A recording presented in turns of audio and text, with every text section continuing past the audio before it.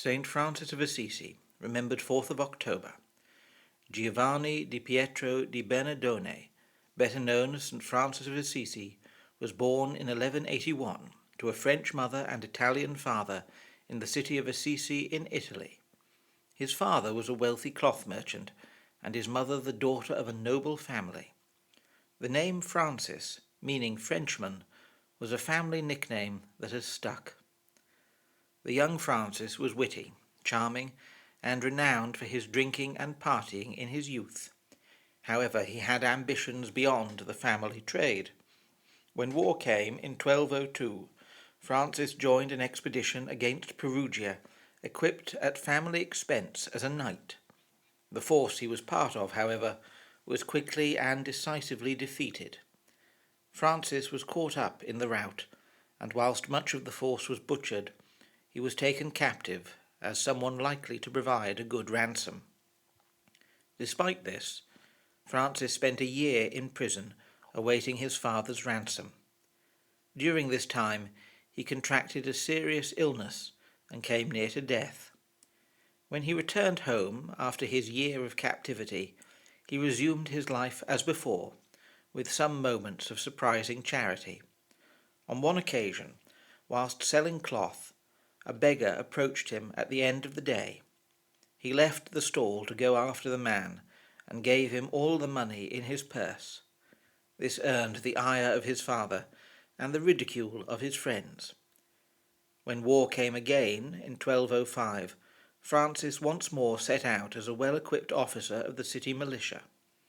However, he turned back to the city before joining the main army. Francis became more reserved, avoided his old friends and sports. He began to go on pilgrimages. Whilst praying in a dilapidated chapel on the outskirts of Assisi, Francis saw a vision of Christ, who told him, "Francis, Francis, go repair my church, which, as you can see, is falling into ruins." Francis took this to literally mean the chapel he was in.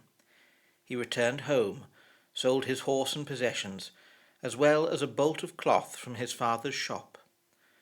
When the priest at the chapel refused to take the money to restore the church, Francis threw it to the floor in a rage and left. To avoid his father's anger, Francis hid in a cave for a month. When he returned to the city, his father had him taken to the courts, presided over by the Bishop of Assisi, to force his son to repudiate his inheritance. Francis agreed, and divested himself of all his possessions, returning them to his father, even going so far as to strip naked and give back his clothes. Franciscan sources say that there were no women present, and that Italy is a warm place. The bishop took his gardener's spare clothes to clothe him, establishing the habit of the Franciscan order. There is no record that he spoke with his father again. Francis began living the life of a penitent, restoring chapels around the countryside. He would beg for the materials and finances. Some thought that he was a mentally unstable man, racked by his experience of war. Others that he was a holy man, dedicated to continuing the ministry of Christ. He began nursing lepers, and followers began to gather around him and join in his work preaching through the countryside. Francis established a simple rule for this community, based on passages of the Scripture as a guide for life. They travelled to Rome to ask for official recognition and church sanction. Pope Innocent III granted this after a dream in which he saw the young friar holding up St. Peter's Basilica. They were allowed a rule, a habit, and to take the tonsure. Shortly after this, a young woman named Clare of Assisi fled her family and asked to join the community. She became the founder of the female Franciscan order, still known as the Poor Clares. During the 5th Crusade, Francis and some of his order travelled to the Holy Land. There they found the armies of the Crusade and Islam engaged in a year-long siege. A bloody and futile attack on the city was launched by the Christians on the 29th of August 1219, following which both sides agreed to a ceasefire that lasted 4 weeks. During this period, Francis crossed the lines to speak with the leader of the Islamic forces, the Sultan al-Kamil.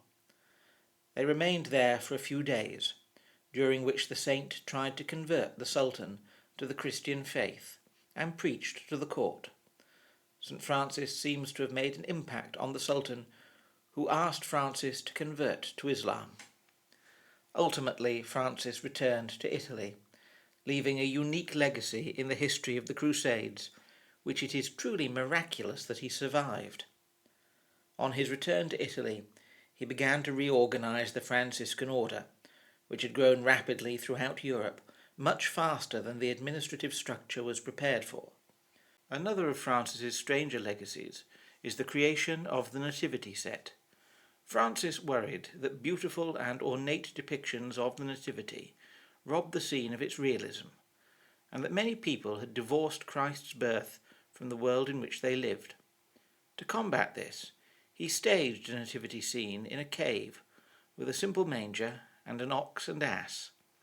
This so captured the popular imagination that it has been recreated in myriad forms every Christmas since. Towards the end of his life, Francis developed the stigmata, being the first recorded person in history to do so. Stigmata is when someone develops the wounds of Christ's crucifixion. Francis died late in the evening of the 3rd of October, 1226. His last words were of the 141st Psalm. Francis lived a life dedicated to living the ministry of Christ through a life of poverty and charity. At his death, he feared that he had broken this vow when he realized that he owned his own habit. A member of the order took hold of his robe and declared that it was the property of the order. To this day, whilst the Franciscan order owns a great deal, all of its members own nothing. St. Francis is closely associated with nature, as he saw the natural world as a mirror of God. He is recorded having preached to birds and fish, and referring to parts of creation as brother and sister. One legend has him intervening when a wolf was terrorizing the population of Gubbio. He spoke to the wolf, and it stopped attacking people and livestock when the town undertook to feed it. Despite this, there is no truth to the modern stories of Francis having been a vegetarian. Examination of Francis's bones show that he likely died of a malaria contracted in the Holy Land. The son of a wealthy mercantile family in medieval Italy, Francis's life of extreme poverty and devotion caused many to doubt his health and sanity, and has left a legacy of faith and charity that has lasted centuries. Following dispensations when he met with the Sultan, the Franciscans are unique in having maintained a near continuous Christian presence in the Middle East since the 1200s. St. Francis is remembered on the 4th of October.